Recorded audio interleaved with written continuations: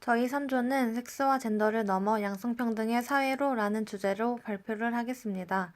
순서는 발표 소개, 성불평등의 기원, 가부장적 성문화, 성매매, 포노그라피, 성폭력, 마지막으로 양성평등의 사회로 가기 위한 노력입니다. 그럼 지금부터 발표를 시작하겠습니다. 성이란 남녀의 구분 또는 남녀의 육체적 결합 행위를 일컫는 말이다. 생물학적 개념으로 성행위는 인간 본능의 기본적 욕구를 충족시키며 자손을 번식시켜 사회의 기초인 가족을 이루게 하는 것이고, 사회적 개념으로의 성생활은 노동에 따른 심신의 피로를 덜어주고 휴식의 시간을 가지게 하는 생체 리듬의 촉진제 구실을 하고, 또한 부부 결합의 매개체 기능을 한다. 섹스가 생물학적 차이에 근거한 것이라면 젠더는 사회적인 것에 초점을 맞춰 성차를 파악하는 개념이다. 성차는 그저 남녀의 차이를 나타내는 것이지 그 자체가 차별은 아니라고 하지만, 예를 들어 남성성은 적극적이고 공격적인 것이며 여성성은 소극적이고 수동적이며 의존적인 것이라는 인식과 개념 속에는 이미 차별이 내장되어 있다. 인류학자 미드는 뉴기니에 있는 아라페시족, 문두고모어족, 챔블리족을 연구하여 흥미로운 사실을 알아냈다. 아라페시족은 남녀 모두 여성적 특징을 가지고 있어 남녀가 함께 자녀를 돌보며 자녀에게 관대한 편이다. 성격은 전반적으로 온화하고 친절하며 가정적이고 따뜻하다. 반면 문두고모어족은 남녀 모두 남성적인 특징을 가지고 있어 남녀 모두 자녀 교육에 무관심한 편이며 자녀를 엄하게 다룬다. 성격은 공격적이며 거칠다. 챔블리족은 남자가 여성적인 특징을, 여자가 남성적인 특징을 보인다. 어머니는 젖을 주는 일 외에는 자녀와 거의 접촉하지 않고 돌 지난 후부터 아버지가 아이를 키운다. 여성은 공격적이고 지배적이며 활발한 반면 남성은 겁이 많고 열등감을 가지고 있다. 지역적으로 동질적인 뉴기니에 사는 세 부족은 서구 문명과는 매우 다른 다양한 성 역할을 했다. 이를 통해 젠더는 생물학적으로 결정되기보다 사회적 관계, 문화적, 심리적으로 더 많은 영향을 받는다는 것을 알 수 있다. 즉, 성전환 욕구를 가졌거나 호모가 되는 것은 정신상의 문제가 아니라 사회적 관계 맺음과 자신의 선택에 따라 다양한 성적 정체성이나 중성적 또는 양성적 정체성을 가질 수 있다. 성불평등 문제는 운명적으로 결정되어 있다거나 개인적 노력 여하에 달린 것이 아니다. 사회적 노력은 시대를 바꾸는 것이다. 성문화, 협소하게 말해 성이란 성차를 의미하는 성과 같은 맥락에서 구체적인 성행위, 성규범, 성의식 등을 아우르는 말이 섹슈얼리티로서의 성이다. 성적 욕망을 규제하는 성규범과 가치체계는 한 사회의 정치, 경제, 사회의 흐름에 따라 변화되며 지배층의 권력에 영향을 받아 구성된다. 이를 우리는 성문화라고 부른다. 가령 영화, 소설에서 보았던 사랑의 장면을 떠올리며 장면의 순서에 따라 자신의 사랑 표현 과정을 상상하는데, 이것을 우리는 성각본이라고 하며 이 역시 그 사회나 당대의 성문화에 영향을 받고 있다. 지구상의 많은 사회는 가부장적 문화나 남성 중심의 문화를 가지고 있다. 여성은 결혼하기 전까지는 생명을 걸고 순결을 지켜야 하며 결혼 후에는 정숙한 부인으로 성적 무관심을 나타내는 반면에, 남성에게 성적 활력은 남성적 매력이며 왕성한 성욕은 선망의 대상이 된다. 남성의 눈에 비친 여성은 이중적인 성규범에 따라 극단적인 여성상, 즉 순결한 어머니 성모 마리아와 방탕한 매춘부 막달라 마리아가 있을 뿐이다. 다음으로 가부장적 성문화는 지배와 복종의 바탕에서 성행위를 구조화하기 때문에 남성은 지배적인 입장에서 주도권을 행사하는 반면 여성은 성적 자율권과 결정권을 박탈당한다. 지배와 복종의 성관계는 평등한 인격을 지닌 인간 간의 성적 교류를 불가능하게 하여 남성에게는 성적 주도권과 적극성을, 여성에게는 성적 수동성과 순결 이데올로기를 강요한다. 한편 가부장적 성문화는 자본주의적 소비문화와 만나 인간의 성을 상품화시키고 있다. 남성 중심 문화는 여성을 성적 대상으로 규정하고 평가하며 여성 자신도 스스로를 성적 대상화하도록 내면화시킨다. 특히 자본주의적 가부장제 사회에서는 여성의 경제활동조차도 성적인 것과 연관되어 있다. 이러한 여성의 성적 대상화로 이익을 보는 자는 자본가이다. 번창하는 음란외설물이나 향락산업은 성차별 이데올로기를 확산 내면화시켜 자본주의적 이익을 확대시키며 각종 광고물에서도 성적 매력과 에로티시즘을 강조하여 성충동을 상품 욕구로 결집시키고 있다.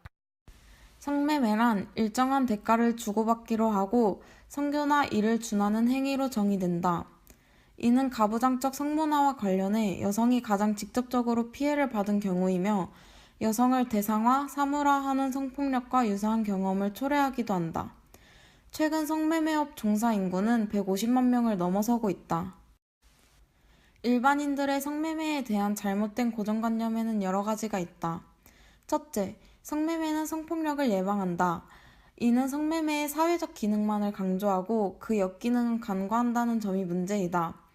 둘째, 성산업의 육성은 국가 발전에 도움을 준다. 성매매의 천국이라고 하는 태국의 경우 성산업의 발전함에 따라 에이즈 감염자 수도 증가하였다. 따라서 성산업의 발전이 국가의 발전에 도움을 주는 것이 아닌 국민의 목숨과 직결되는 문제임을 증명하는 것이다. 셋째, 요즘 여성들은 직업을 선택하듯 자발적으로 성매매를 즐긴다.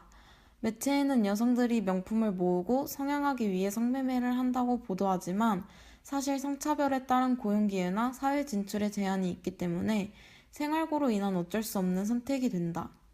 이렇듯 성매매에 대한 그릇된 고정관념은 성매매를 정당화하는 측면이 있다. 그렇다면 성매매의 문제점은 무엇일까? 성매매하는 여성들이 자신의 몸에 대한 통제권을 상실함으로써 인간 이하의 대우를 받고 있다는 점이다. 또한 성행위의 조건을 주체적으로 선택하지 못하기 때문에 성병, 에이즈와 같은 성질환에 항상 노출되어 있다. 또 다른 문제점으로는 업주와 성매매 여성 사이의 계약은 합리적인 고용관계가 아니라는 것이다. 여성들이 돈을 벌 수 없는 구조이거나 오히려 빚이 느는 것이 현실이다. 인신매매나 빚에 의한 감금 생활은 성매매 여성을 노예로 만드는 구조물이며 이러한 폭력은 성산업의 척치 구조와 필연적으로 연계된다. 성매매 근절을 위해 성매매 방지 특별법이 시행되고 있다. 성매매 방지 특별법이란 성매매를 방지하고 성매매 피해자 및 성매매를 한 여성의 보호와 자립을 지원의 목적으로 하는 법률이다. 성매매 근절을 위한 또 다른 방법으로는 남성들의 접대 문화에 기반을 둔 성매매의 일상성에 대해 문제 제기를 해야 한다. 이러한 문화를 바꾸기 위해 남성들 스스로의 자각 또한 필요하다. 포르노그라피는 흔히 포르노라고 많이 알려져 있는데 인간의 성적 행위 사실적 묘사를 주로 한 문학, 영화, 사진, 회화를 말합니다. 포르노그라피를 긍정적이게 보는 사람들은 그저 연출된 장면일 뿐이고 잘만 이용하면 좋은 성교육 자료가 될 수 있으며 대리만족을 주어 성범죄를 감소시킨다고 주장합니다. 이와 반대로 비판하는 입장에서는 여성의 몸과 정신에 대한 조직화한 파괴 행위이며 강간, 구타, 근친강간, 성매매와 서로 밀접하게 연계되어 있고 비인간화의 사디즘, 여성에게 선포하는 전쟁이며 인간의 존엄이나 자아, 그리고 인간적 가치에 대한 끝없는 공격이라고 말합니다. 포르노그라피의 문제점은 자본주의 문화산업을 첫째로 뽑을 수 있습니다.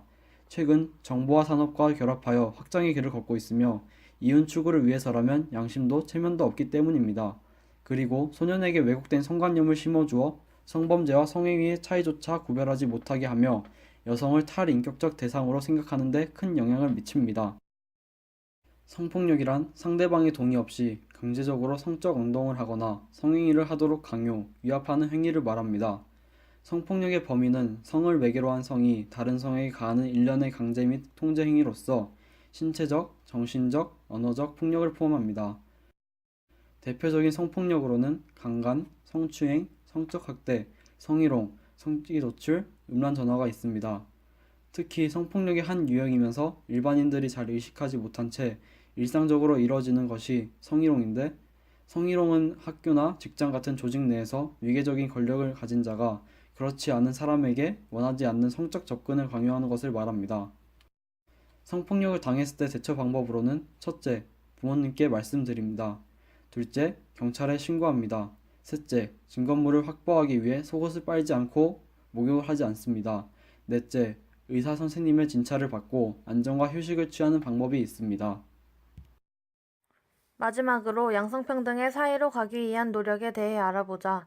민주주의 사회는 사회 구성원 모두 평등한 권리와 의무를 가지고 그 사회의 결정에 참여하여 과정을 지켜보고 결과를 비판하며 책임지는 사회이다. 그러나 우리 사회는 아직 안타깝게도 모두가 평등한 사회라고 볼 수 없다. 아시아 국가 중 한국과 비견되는 일본, 싱가포르, 말레이시아, 필리핀 등의 성평등 지위를 살펴보자. 기대 수명, 학력, 취업률, 임금 등을 중심으로 성평등성을 측정하는 대표적인 지표인 GDI에 따르면 일본, 싱가포르, 한국, 말레이시아, 필리핀의 순으로 나타났다. 반면 중요한 정책 결정의 여성 참여율을 나타내는 GEM 지수에는 싱가포르, 필리핀, 일본, 말레이시아, 한국의 순으로 나타나 있다. 이를 정리하자면 한국은 교육, 경제적 진출 면에서는 성불평등 현상이 완화되어 가고 있으나 국가적 수준의 최고 의사결정 과정에는 여전히 여성이 차별받고 있음을 뜻하는 것이다. 인구의 절반이 여성인 점을 감안할 때 국민의 목소리를 온전히 전달해야 하는 정치의 특성상 이 부분은 여권의 신장을 가로막는 하나의 벽이 되는 것이 현실이다. 이러한 현실은 유교적 가부장제 이데올로기와 분단 현실, 한국적 자본주의 등의 여러 요인들에 의해 복합적으로 형성되어 있기 때문에 차별이 지금도 여전히 나타나는 것이다. 이러한 차별을 극복하고 민주사회의 중요한 요건인 성평등의 사회로 가기 위해서는 크게 두 가지 차원의 노력이 필요하다. 첫째, 주관적 요인으로 여성의 자각과 성적 주체성 회복이 절실하다. 지금까지 여성의 헌신과 희생이 없었다면 현재의 여성부도 생기지 않았을 뿐만 아니라 미래의 성평등 사회도 존재하지 않을 것이다. 또한 남녀 간 대립적인 관점보다는 분리와 통합의 묘미를 살려야 한다. 여성은 피해자, 피지배자, 남성은 가해자, 지배자라는 이분법적 인식은 성평등 사회를 구현하는 데 올바른 인식이 될 수 없다. 따라서 남성을 가부장적 이데올로기로부터 해방시켜 함께 성평등 사회를 만드는 동반자로 삼아야 할 것이다. 둘째, 객관적 요인에는 한국 사회의 복합적 상황이 다 결합되어 있다. 우선 가부장적 이데올로기를 떠받치고 있는 군사주의 문화와 그 원천인 분단 사회의 구조를 바꾸어야 한다. 또한 국가로 하여금 성평등의 복지 정책을 추구해 나가도록 해야 한다. 여성, 어린이, 노인 등 사회적 약자에 대한 복지 정책의 실현은 기회평등을 보장하기 위한 출발이 될 것이다. 성평등 사회를 향한 여성의 노력은 지금도 계속 진행되고 있다. 성평등을 실현하기 위해 그동안 수많은 여성들이 희생하고 헌신해 왔다. 그래서 성평등 사회를 향한 노력은 앞으로도 계속될 것이다. 이상으로 3주의 발표를 마치겠습니다. 감사합니다.